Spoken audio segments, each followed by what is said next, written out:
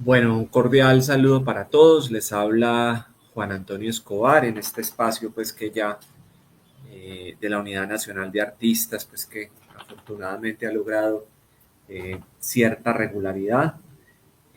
Hoy, pues, tenemos una invitada muy especial, Catalina Beltrán, directora de teatro, pues realizó una maestría en Nueva York, lleva ya varios años, pues, en este tema y antes pues de darle la bienvenida, por supuesto, invitar a a todas las personas, artistas o ciudadanos en general interesados en la defensa del arte y la cultura, que crean que ambos deben ser un derecho, pues para cualquier ciudadano. Las puertas de la UNA están abiertas. El tema de hoy, pues, es un tema que yo en lo personal, que yo, pues, como me imagino muchas personas, no soy experto, pero sí soy consciente como de la vigencia que hoy en día tiene, que sigue teniendo el teatro.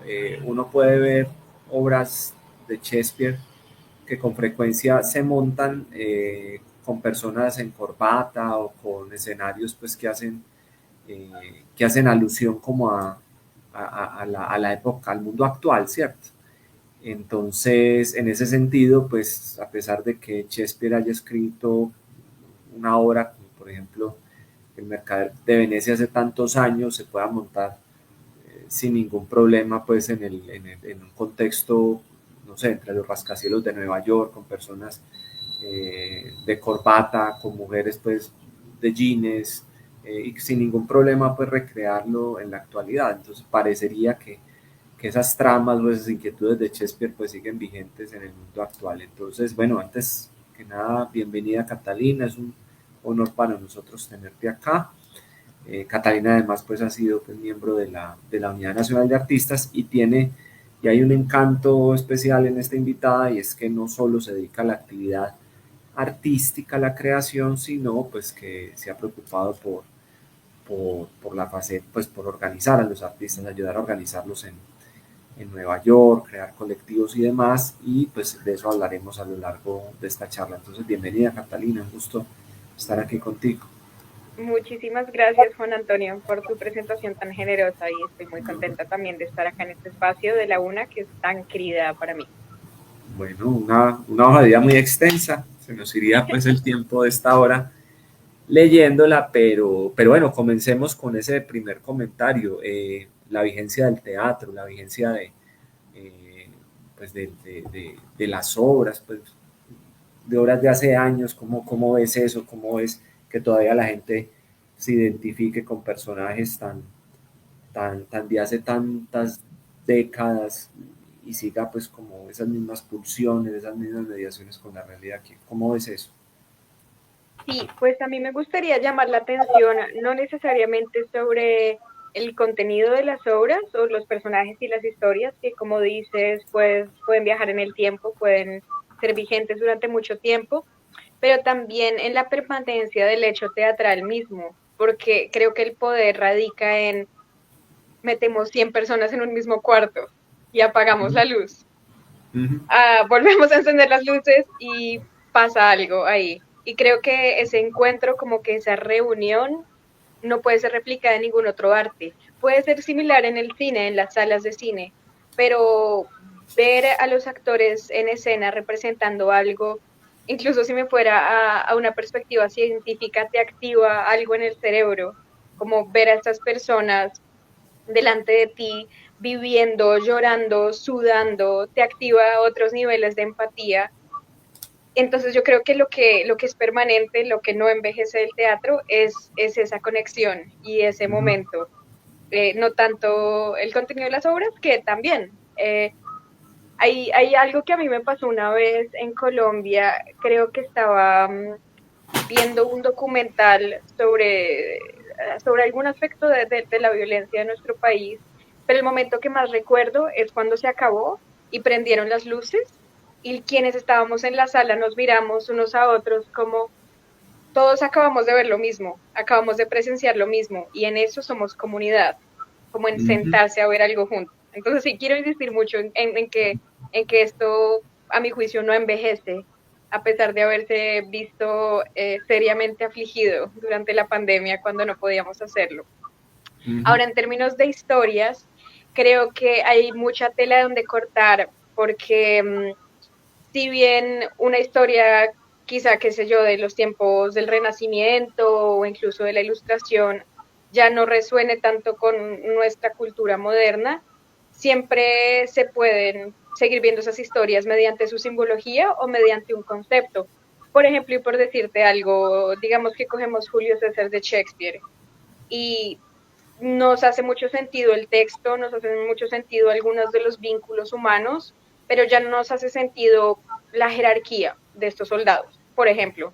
Entonces, nuestro concepto según el cual vamos a ver esta obra es que todo el reparto son mujeres y que estas mujeres están, qué sé yo, no sé, en un espacio predominantemente de liderazgo femenino y donde hay luchas de poder internos y tal, y cogemos la misma obra, pero la trasladamos a un contexto diferente, como tú mencionabas hace un momento, y creo que es otra manera de no solo darle vigencia a los textos clásicos, sino también criticarlos y Ajá. darles una nueva perspectiva. Muy bien, muy bien.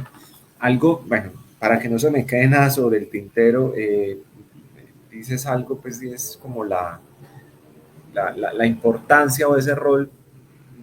Si uno de lejos considera que el rol de quienes, de los espectadores es un rol pasivo y es un agente activo, pues quien va a teatro y se siente en la comunidad porque vio lo que vio. Ya hablaremos pues de la crítica como a ese canon que está, pero a mí siempre en teatro me ha llamado la atención, no sé si exista un nombre técnico o científico para ello, y y es como ese juego donde los espectadores complementan lo que no hay en el teatro. Entonces, yo recuerdo mucho una obra a la que fui, había alguien haciendo de soldado, agazapado como en un matorral, esperando al enemigo, y, y era pues un montaje muy elemental. Me acuerdo que el rifle que tenía era pues un palo de escoba y él estaba agachado y no había ni, ni, ni matas de ningún tipo, ni plantas, ni nada en lo que se ocultase, pero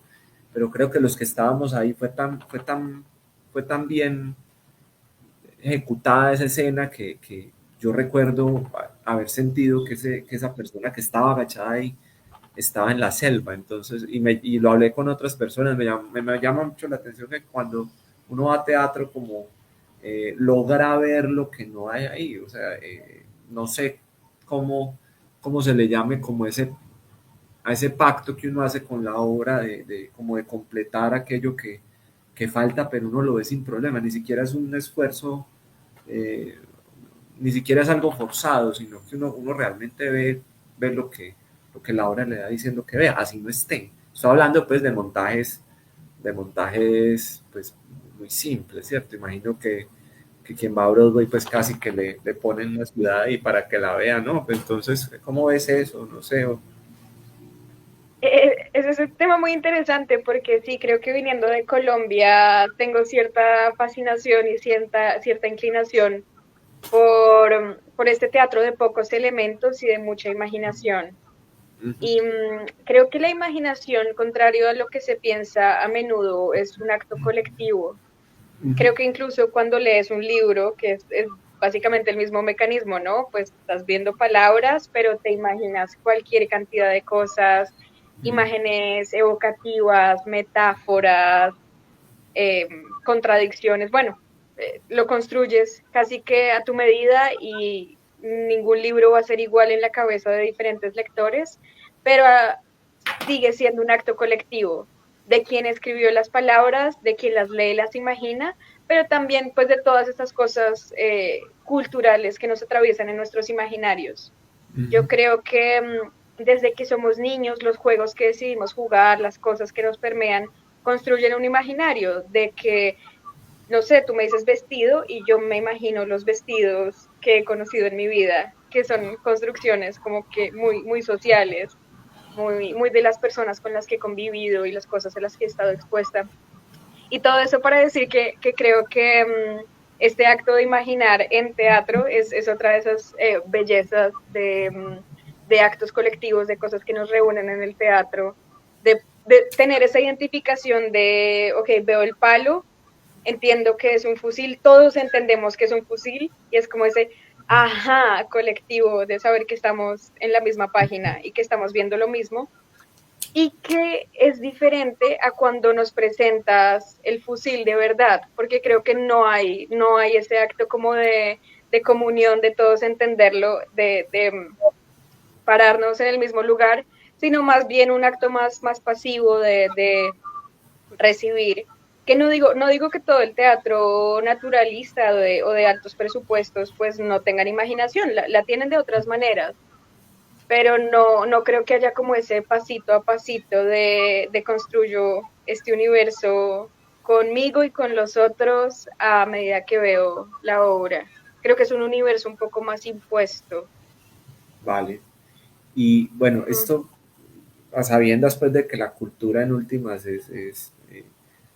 la cultura pues hace mucha alusión al universal, es un poquito como lo contrario a que un médico se vuelve anestesiólogo y otro se vuelve ortopedista, o sea, ese juego de la especialización que nos separa, la cultura se vuelve como aquello que tenemos en común, pero frente a las características del público, yo siempre he insistido en estos espacios pues como que quien nos vea sienta que eso de lo que estamos hablando, pues, mejor dicho, también invitar a que la gente vaya a teatro. Uno habla con el ciudadano del común y siente que el teatro puede ser algo estirado y si le dicen pues que una obra seguramente se imagine que va a tener un lenguaje pues muy barroco, muy adornado. Eh, ¿Te has sentido eso? O sea, ¿has sentido como que las características sociales, económicas, de idiosincrasia, si se quiere, eh, varían un poco o en general has visto que hay que hay como elementos pues que son que pueden ser como transversales a cualquier audiencia, como has visto ese asunto, por ejemplo, estando en Nueva York y luego en Colombia, ¿has sentido cambios en ese sentido? mm.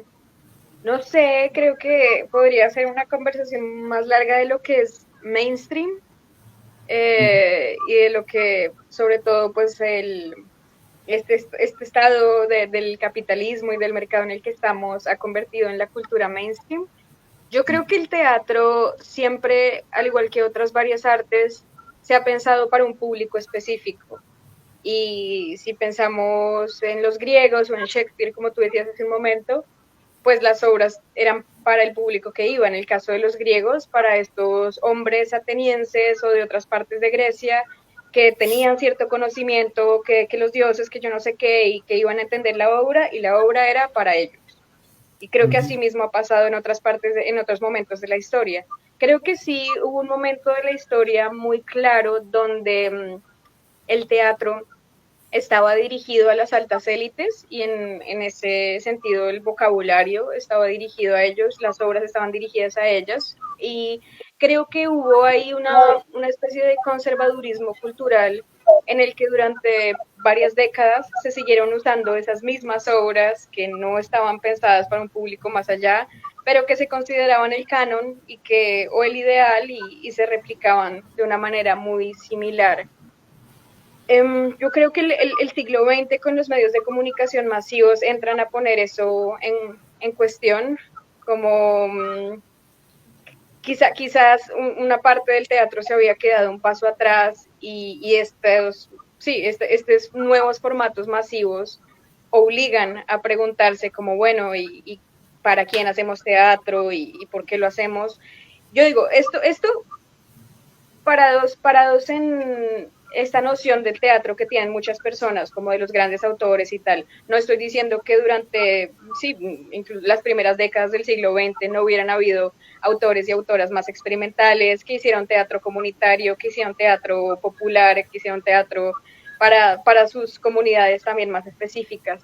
Pero yo creo que tanto a este teatro como al teatro que podríamos decir de élite, lo atraviesa la pregunta del siglo XX de, bueno, ¿y qué hacemos frente a lo mainstream?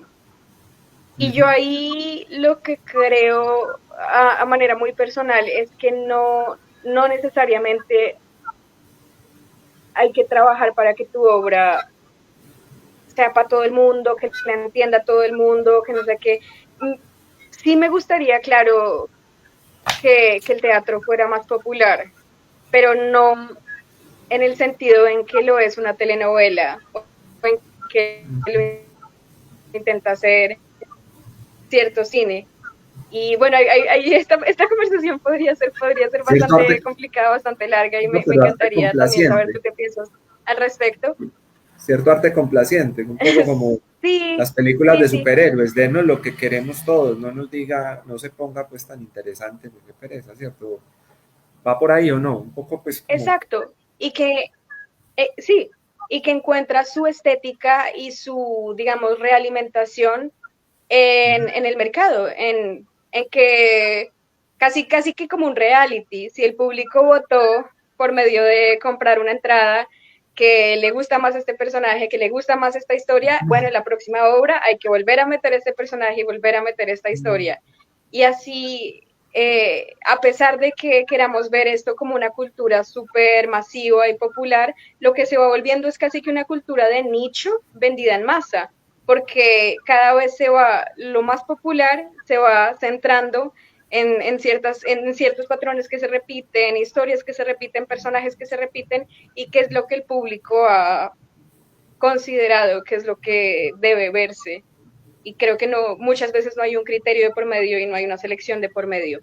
Aquí creo que estoy hablando más de otros medios artísticos que del teatro, porque el teatro, por más mainstream que sea, pues si lo ven, no sé, 50, incluso siendo generosos, 100 personas cada noche, pues no sé si llegue a ese nivel sí, eh, sí.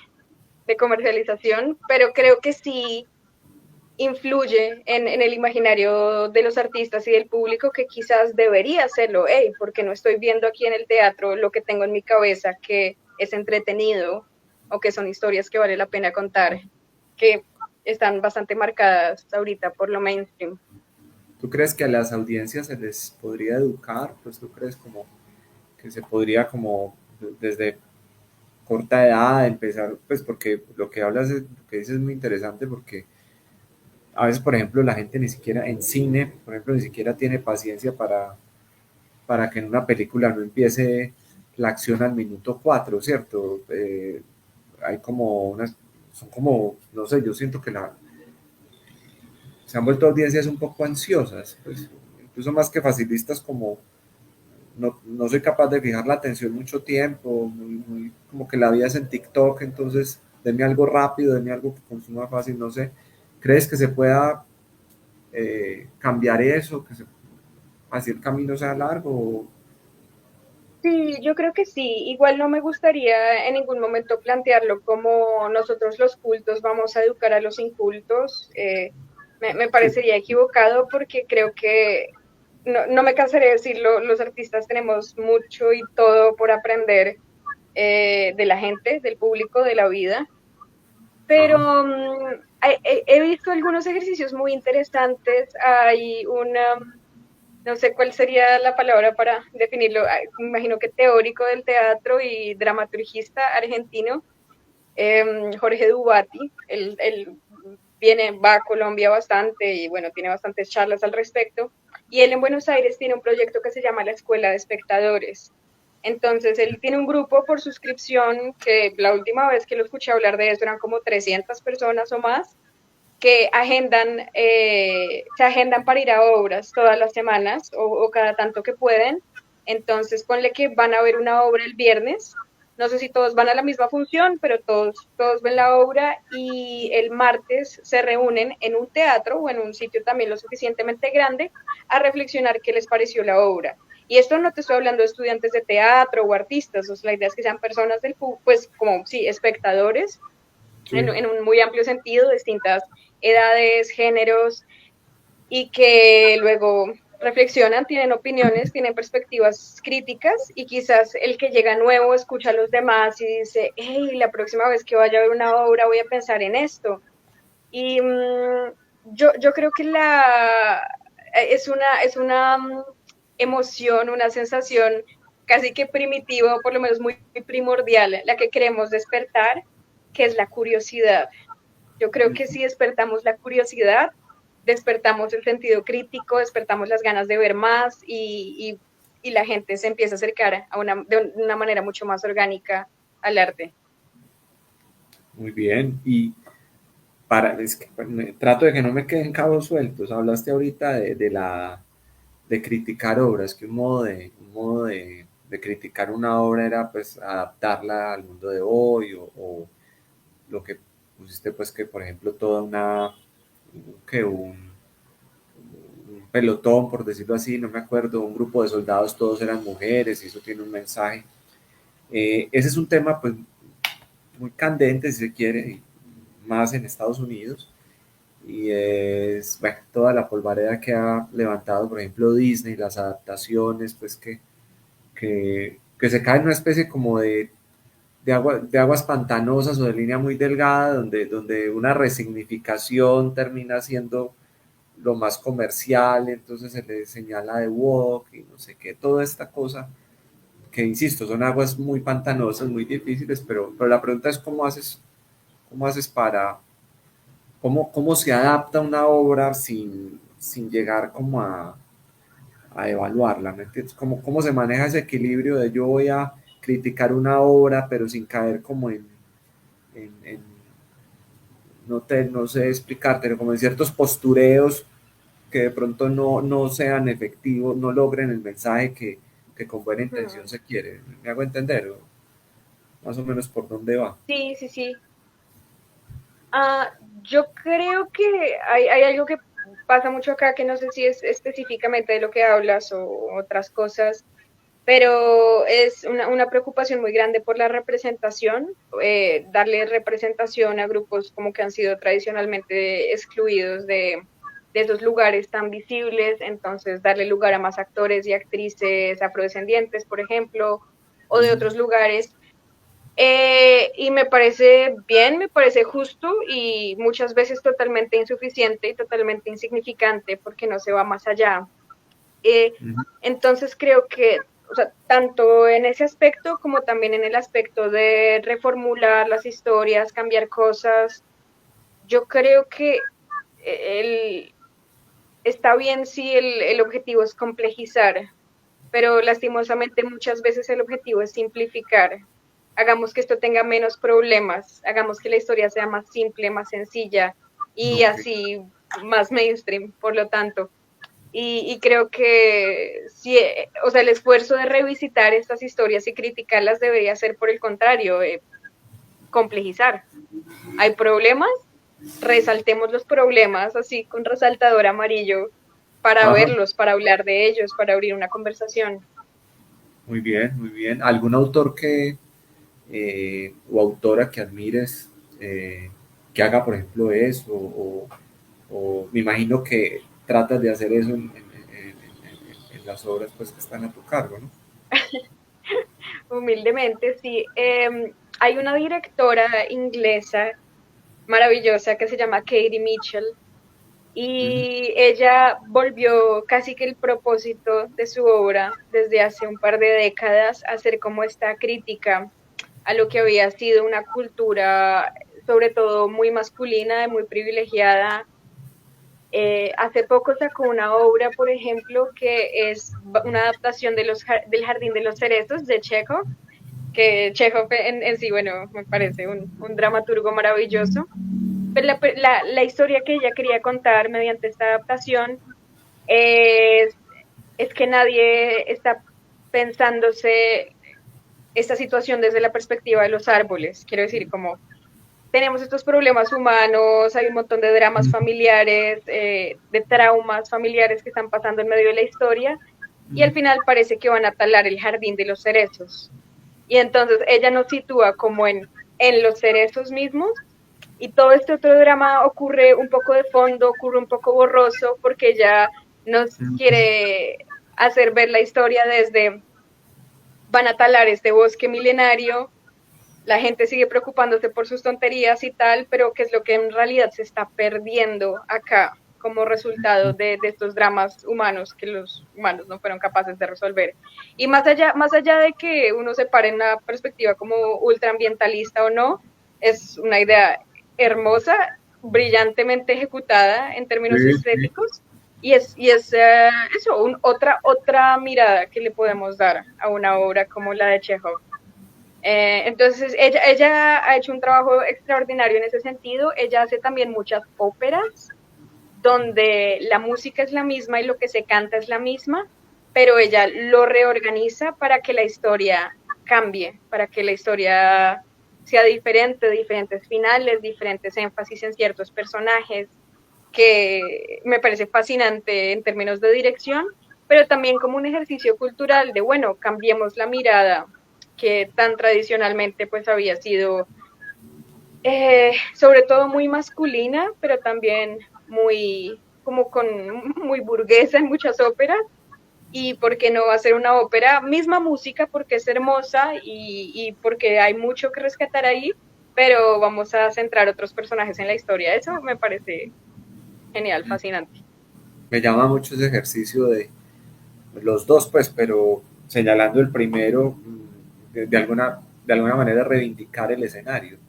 O sea, los árboles dejan de ser un telón de fondo, el simple telón de fondo donde delante de ellos pues se desarrolla la Sí. trama que realmente importa y reivindica ese punto de vista. ¿Qué ejercicio has hecho tú en materia pues como de, me imagino pues que tienes una influencia por supuesto de esta autora, pero qué ejercicio has hecho en cuanto a pues, en tus obras, qué temas pues te llaman la atención, sobre qué quisieras poner un énfasis en lo que haces? En mi trabajo, hace un tiempo me empezó a llamar la atención la idea de collage, de, de que no necesariamente hay que guiarse como por el estilo predominante en el teatro, sino que muchos estilos son bienvenidos, como que el hecho de que cohabiten y que contrasten, qué sé yo, escenas súper dramáticas con danza, con momentos un poco como lo que acabas de decir, donde brilla el escenario, donde no es telón de fondo, sino que, hey, mira, observa estos cuadros, estos momentos. Me interesa mucho, como sí, es estética, un poco de collage. Y haciendo como una gran exaltación de ello y muy inspirada en una hermosa película de Luis Ospina, Un tigre de papel, que creo que fue también una gran influencia de varias generaciones de artistas. Hice una obra hace un par de años que se llama Susana, una reconstrucción, y en esta obra estamos reconstruyendo diferentes obras de una artista colombiana, mostrando sus diferentes estilos, desde, entre comillas, el realismo mágico, hacia también unos performances políticos, hacia unos performances basados en el cuerpo y unas intervenciones de, de otros textos clásicos. Y bueno, todo esto hecho por la artista Susana Riaño, que es una artista totalmente ficcional que creamos para el propósito de la obra. Entonces la obra te lleva en un formato documental, como a visitar la obra de esta artista, pero en realidad pues todos son pues elaboraciones hechas que pues esta obra la desarrollé en colectivo con 4 actrices y un dramaturgista. Ujú. Entonces, esa es una de las obras, yo creo que las que me siento como más orgullosa y que más serían una muestra de lo que quiero que sea mi poética artística. Muy bien, muy bien. Con respecto a los actores, aquí pues hay un director pues muy famoso, creo que ha envejecido bien, pues en perspectiva, pero de cine estoy hablando, de perspectiva se le han valorado más sus obras, que es Víctor Gaviria. Y él ha insistido mucho en trabajar con actores naturales. ¿Tú cómo ves eso? ¿Crees que se puede hacer o que realmente pues para que una obra salga bien es súper importante pues la capacidad de los actores o actrices? Pues yo creo que diferentes obras requieren diferentes herramientas actorales. Creo que en principio en teatro es mucho más difícil que en cine, porque en teatro tienes que repetir la misma obra una y otra vez, noche tras noche, sobre todo si tienes una temporada larga y puedes tener hasta 500 funciones.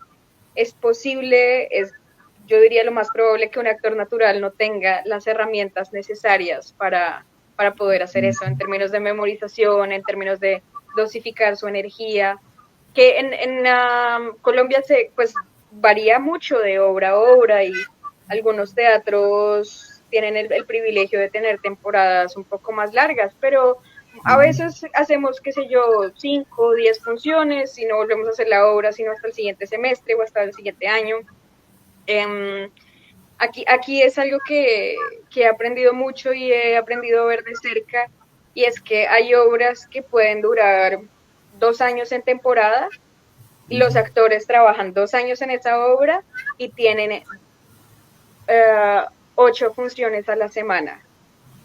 Tienen un día libre a la semana y tienen 2 días donde tienen 2 funciones. Y tienen que hacerlo y otra vez, y tiene que ser exactamente igual, mismo nivel de energía, recordar todo lo que ocurre en la obra y así noche tras noche. Entonces, claro, cuando nos ponemos en esos estándares que son casi atléticos, yo digo, Ajá. bueno, no sé, no creo que la mayoría de actores Muy naturales fácil. tengan las herramientas para enfrentarse a esto. Sí. Creo que en cine puede ser, depende mucho de dónde pones el énfasis. Creo que algunas de las películas colombianas que he visto con actores naturales se centran más en la fotografía, por ejemplo, como que tienen un buen guión, pero no están tan interesados en la actuación o en que la actuación tenga matices, cambios, como en el desarrollo de personajes, sino más como, pues, no sé, no digo que esté mal, o sea, creo que hay algunos que son estéticamente muy valiosas, pero creo que el énfasis se está poniendo en otro lugar. Y, y algo que sí me gustaría mencionar es que yo no le llamaría actores naturales, pero sí me interesa mucho el teatro con actores comunitarios, es decir, Ya. con invitar gente a ser parte de las obras. Hace poquito hice una obra con un grupo mixto de actores y no actores, Ujú. y es una oportunidad para que la gente también se pare ahí, diga, yo tengo derecho, tengo responsabilidad sobre las historias que quiero contar y lo hago, y creo que si hay un sistema de apoyo, es posible también llevarlo a cabo pues eficazmente desde la dirección. Muy bien. Bueno, ahí acabas de abrir dos puertas muy difíciles, pero encarémoslas. La primera, bueno, yo doy fe de esa dedicación, pues no solo corporal, sino mental, emocional, pues todo lo que implica una obra de teatro. Yo, pues hace algunos años tuve al mismo tiempo un amigo, deportista de alto rendimiento, y una amiga que era actriz.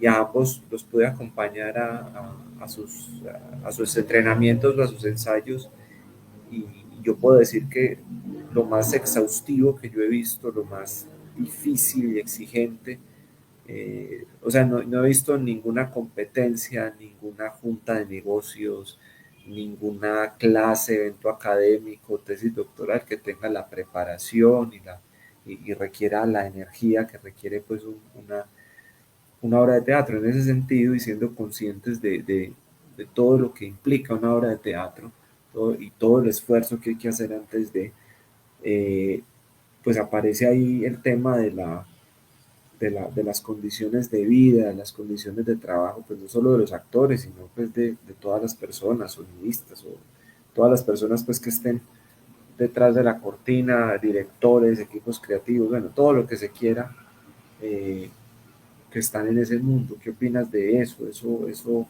al menos estuviste en Colombia y en Nueva York, ¿eso para dónde crees que va?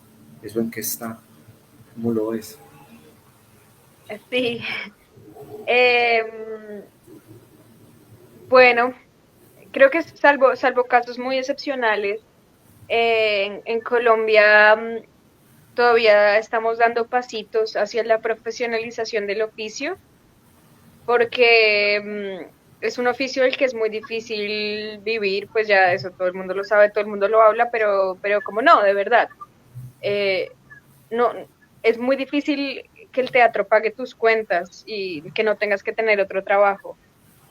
Es Ujú. muy poca la gente que puede decir como yo vivo de la actuación y ya, y no hago nada más. Y esto creo que afecta directamente que tanto, pues primero que tanto puedas profundizar en tu oficio, pero también que tanto puedas tener ese sistema de cuidado de, vale, este es mi oficio, entonces cómo cuido mi cuerpo, cómo cuido mi voz. Creo que el hecho de que la gente tenga que hacer todo eso por su cuenta, pero además tener quién sabe cuántos más trabajos para poder sobrevivir, hace que todo sea mucho más complicado. A esa amiga de la que te hablo, yo me acuerdo que tuvieron que hacer una rifa para completar pues temas de montaje, de vestuario, pues de mil cosas. Ujú, Y en este contexto en el que estás, pues no solo hablamos de las condiciones de trabajo, sino de aquellos temas de los que se puede hablar. Hay en Estados Unidos y en Europa, en gran parte de Europa, pues una, bueno, y de Latinoamérica, un retorno a la derecha, ¿sí? Un retorno mm, a posturas que quizás se creían superadas y volvieron con fuerza renovada. Varias personas, pues, que radicadas en Estados Unidos me han dicho, pues, que una vez elegido Trump, pues, hay grupos de quizás algo intolerantes que han sentido como que esa presidencia es el derecho a decir y a ofender de una manera pues que antes quizás se hacía en privado o se cuidaban un poco ujú. de eso. Eso de Trump ha alterado un poco las temáticas, aquello de lo que se puede hablar en el arte, la vida de los actores, de cine, de televisión, de teatro, de los directores de teatro como tú, pues eso se han alterado las temáticas, porque sé, por ejemplo, que hay una discusión con las universidades acerca de algunos programas que hablan de inclusión, o sea, es un gobierno que se está metiendo en, no solo en las reglas de juego, sino en los temas, en los contenidos como tales, pues del sistema educativo, de manifestaciones artísticas. ¿Cómo has vivido eso? ¿Cómo ves ese panorama? Sí, pues antes de entrar en lo específico de este gobierno, igual me hiciste recordar una anécdota de un amigo que yo tengo acá, al que en algún momento le estaba contando de cómo hacíamos teatro en Colombia, entonces le estaba contando como, no, pues está el portafolio de estímulos del ministerio o las convocatorias municipales o regionales, y tú aplicas con tu proyecto y te dan el dinero y haces tu proyecto. Y él decía, ¿qué? ¿De verdad? Y tu proyecto puede ser del tema que quieras y te dan la plata y lo haces, wow, y estaba como fascinado y después de reflexionar un poco me dijo como, yo creo que acá nuestro sistema esencialmente privado es una manera de censura, Ajá, porque no existe la posibilidad de voy a concursar por un fondo y voy a hacer una obra de lo que yo quiera porque, o sea, en Colombia, mal que bien, o sea, han habido algunas convocatorias, algunos lineamientos muchas veces que son restrictivos o que te dicen como tienes que crear, pero tiene que ser sobre esto, pero muchas otras veces yo creo que afortunadamente ha habido bastante libertad y muchos proyectos incluso financiados por el gobierno, criticando al gobierno, me parece fenomenal como que exista sí, como esta división un poco entre los fondos y las posibilidades creativas. Ahora, ujú, ya entrando en lo que me preguntabas, hay una parte que se puede mantener blindada porque hay muchos fondos privados y hay muchos fondos privados que van a seguir recibiendo financiación de fundaciones o donantes particulares que son más alineados con las ideas progresistas y con lo que vendría siendo acá el Partido Demócrata. Y sin embargo, pues hay varios otros que se ven afectados. Aquí casi no hay concursos como para proyectos, como que yo pueda concursar para hacer mi obra, pero sí diferentes estados tienen fondos para apoyar fundaciones y organizaciones artísticas. En esos fondos se están viendo recortes bastante grandes, Hay un fondo a nivel nacional que creo que fue totalmente suspendido por este gobierno hace poco. En Nueva York, el Fondo de Nueva York para la Cultura es generoso y hasta nueva orden parece que va a seguir abierto porque es una cosa que está descentralizada, pero sí muchos teatros en distintas regiones del país que dependían del Fondo Nacional están ahorita viendo cómo hacen, intentando recolectar fondos, quizás cerrando pronto, y es bastante lamentable.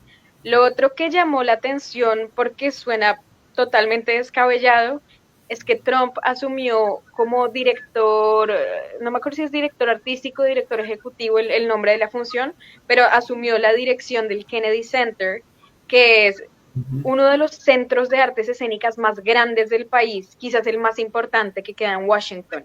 Entonces, Ajá. él toma la dirección y él dice, vamos a sacar de la programación todo lo que tenga que ver con lo que él llama woke, entonces, todo lo que tenga que ver como sobre todo lo que hable de racismo, de feminismo, obviamente de derechos de la población LGTBQ y especialmente la población trans.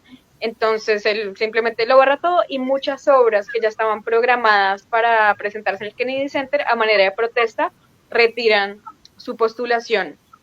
Ahora, hay algo que creo que todavía no se ha visto tan claro y que yo tengo algo de curiosidad, de intriga por ver es, entonces, ¿quién se va a presentar ahí? ¿O cuáles son, digamos, estos artistas, estas compañías que en términos coloquiales van a pelar el cobre y van a mostrar como, si no su apoyo, su condescendencia con todas estas políticas? Igual, insisto en que Nueva York pareciera como una burbuja en comparación con el resto del país. Creo que Ujú. muchas cosas acá no van a cambiar, pero si hay algo en el aire como de incertidumbre. mm, ¿Has Sí, visto, no. has visto, hablando de, pues de pelar el cobre, seguramente, eh, en el cine, pues haya también ciertas, no faltarán pues las casas de cine que se acomoden un poco pues a los nuevos tiempos, pero has visto obras de teatro reaccionarias, has visto como que haya personas, pues no vamos a decir nombres por supuesto, pero que haya personas que su proceso creativo pues digan, yo bailo al son que me toquen, vamos a dar este mensaje, ¿has visto Eh, esos y venir, eso no? no, bueno, o sea, no reaccionarias nivel Trump. Es que es bastante La descaradito, vara muy bastante alta, ¿no? pasado. Aquí hay un autor que de hecho en Colombia en las escuelas de teatro se lee bastante, que es David Mamet. Él desde hace algunos años de frente apoya el Partido Republicano y creo que parte de eso se ve en sus obras. Sigue siendo muy popular, ahorita tiene una obra abierta en Broadway y pues bueno, existen ese tipo de artistas Ajá. eh, y existe público para ellos en suficiencia.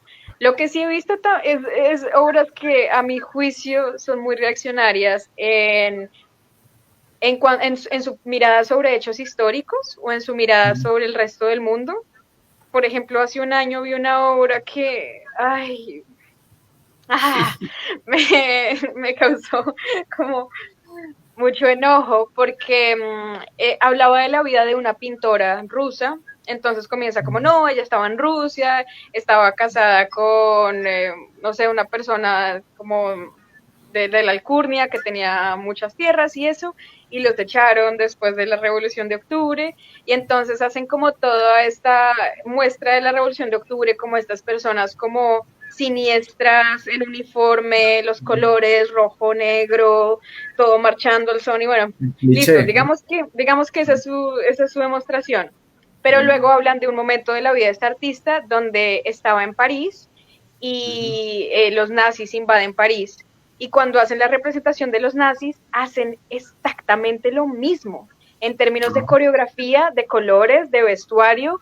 Entonces creo que muchas obras, a mi juicio, terminan siendo reaccionarias simplemente en su abstracción de todo lo que no sea liberal es lo mismo. Es Ah, totalitario, es malvado, qué juegos. viene aquí a llevarse a tus hijos y a matar a tu familia y es lo mismo. Y Está contra la hay muy libertad, ¿no? poco, sí, muy poco matiz en, Preguntas, en esas cosas. Claro, me acuerdas, el libro fundacional del neoliberalismo es de Hayek, se llama Camino a la servidumbre, y el capítulo uno, el juego es ese. Entonces habla, equipara al ejército bolchevique con los nazis, pues, sí, que es lo mismo, entonces, y como es lo mismo, pues es igual de, como has dicho, la palabra siniestro. ¿Qué tanto la gente está receptiva a eso? Ese mensaje ha calado, o, por ejemplo, los artistas, qué tan gobiernistas son, porque pues, usualmente también pues tras ese tipo de acciones pues vienen reacciones. Yo entiendo que en arte es muy común, en cultura es muy común esos movimientos que son como una respuesta a lo que hay, ¿cierto? Y se van generando pues corrientes y demás. ¿Cómo ves eso? Los artistas están pues obviamente no vamos a generalizar, pero ¿cómo sientes ese ambiente entre la gente del teatro con respecto pues a los tiempos que corren? Sí, yo creo que igual y dentro de los artistas no hay mucha investigación histórica ni mucha, por ejemplo, crítica sobre el rol de Estados Unidos en el mundo. O sea, son cosas que normalmente no se discuten y así como tú mencionabas, la libertad es el valor supremo y la libertad y la democracia y fin de la Ujú. discusión. He encontrado pocas personas con las que comentar como más allá de esto, pero sí se siente desde el año pasado con todo el movimiento estudiantil que se generó alrededor de la invasión de Israel en Palestina, sí se Ujú. siente más gente abierta a criticar, a enterarse, a estar pendiente, a acercarse al activismo y lo he sentido mucho más presente, insisto, en Nueva York, no sé muy bien en el resto Claro. del país. Eh, para ir terminando, Catalina, háblanos un poco, pues ya que estamos hablando de los artistas y de su postura y de enterarse. Eh, Tú entiendo que estás en algunos procesos organizativos, eso me parece, pues obviamente en una conversación de la UNA, que se llama la Unidad Nacional de Artistas, pues creo que sería un pecado grave, pues dejar de lado esa faceta, pues tuya como activista, como persona que ayuda a organizar a las personas, pues del del gremio en el que estás. Háblanos un poco de eso en qué estado está, cómo lo ves. Claro, claro, con gusto. Pues, o sea, como por contexto, me gustaría mencionar que en Bogotá, además de ser miembro de la UNA, en algún momento fui también parte de los consejos locales de arte, cultura y patrimonio, que es algo que en Bogotá existe en todas las localidades, como consejos para hacer una veeduría y cierta como gestión del trabajo de los artistas y de los recursos en cada localidad. Y también fui miembro del Congreso Nacional de Teatro en 2019, que fue muy importante porque trazó algunos lineamientos para seguir trabajando a futuro sobre un plan nacional de teatro. Y, y estas experiencias se sentían como un poco como construyamos los lineamientos, las políticas que necesitamos como artistas para poder ejercer nuestro oficio de una manera digna. Sin embargo, hay algo que no las equipara a la lucha sindical, que es la que voy a hablar ahora, porque casi siempre el artista en Colombia se está empleando a sí mismo o a sí misma. Entonces, recibo unos recursos, pero yo soy el propio, o sea, soy mi propio jefe en, en esta lógica casi que del emprendimiento. Ajá. Acá hace poco me hice miembro de la Sociedad de Directores y Coreógrafos, que es como el sindicato de directores, y es un, al igual que otros sindicatos de artistas en Estados Unidos, pues es un sindicato de buena trayectoria, bastante sólido, y que se encarga de negociar ciertas condiciones en tus contratos. Si me contratan, por ejemplo, para ser director en una obra de Broadway, ellos me van a ayudar a negociar mi contrato para que el pago sea justo, los horarios sean justos y como para que haga sentido respecto al tamaño de la producción. Y estas cosas son posibles porque hay empleadores. Entonces es una lógica sindical como un poco más tradicional, en el sentido en que los sindicatos median y garantizan ciertas condiciones base para que los productores sepan que si quieren contratar a alguien, tiene que partir de ahí. En el caso de los sindicatos de actores, creo que son gigantes y han hecho avances gigantescos en términos también de negociaciones y de condiciones. No deja de ser una profesión muy difícil y muy peleada, como lo que te decía ahorita, 8 funciones a la semana es un montón, pero tienen descansos reglamentados, qué sé yo, que pueden tener un fisioterapeuta en el teatro por si alguien necesita una lesión, tienen algún masaje, no sé, lo que sea, tienen también lugares de descanso. Bueno, se intentan garantizar las mejores condiciones posibles, pero a la vez estos sindicatos se vuelven también como una bolsa de talento. Entonces, por ser miembro del sindicato, tienes mayor derecho a acceder a ciertas oportunidades.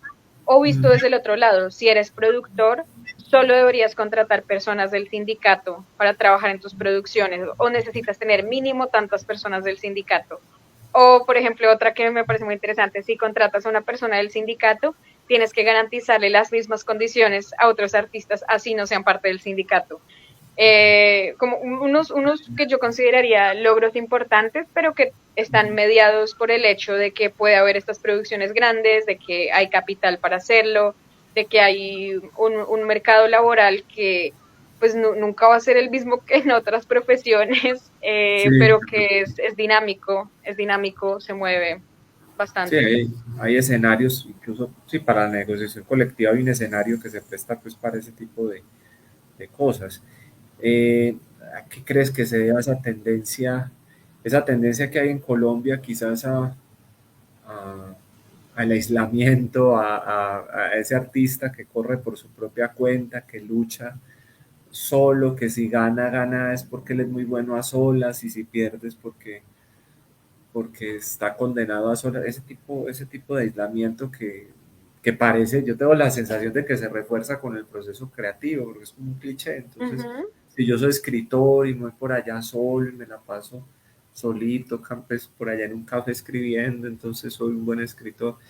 Ese tipo de juego, ¿cómo lo ves? ¿No está, en Nueva York es tan común o los artistas son más dados a, bueno, sabemos pues que tiene un escenario de negociación colectiva, pero está también esa tendencia a ser un poco colectivo, pues individualista, si se quiere. Sí, probablemente igual la tendencia al individualismo está presente. Yo creo que tanto acá como allá faltan más lo que llaman a veces como el tercer espacio, como esos espacios de encuentro ciudadano, por así decirlo, que no son ni la casa ni el trabajo, sino que, hey, aquí nos encontramos para hacer un conversatorio sobre tal cosa o la otra. Y cada vez que se abre un espacio de esos, la gente lo agradece y dice, "Ah, ¿por qué no hay más de esto?" Así que Ujú.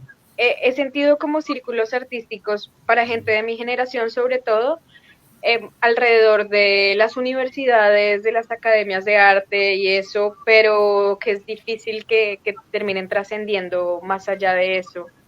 Y Ajá. creo que sería tarea, por ejemplo, de vitalizar las casas de la cultura o esos otros espacios que son públicos y que deberían estar abiertos para ese encuentro artístico, para esa organización, que puede ser organización en el sentido de estar pendientes de la política pública o pues como de organizarse y movilizarse, pero también puede ser simplemente encuentro para socializar qué está pasando con el arte, qué tendencias hay, quién tiene un proyecto, lo otro.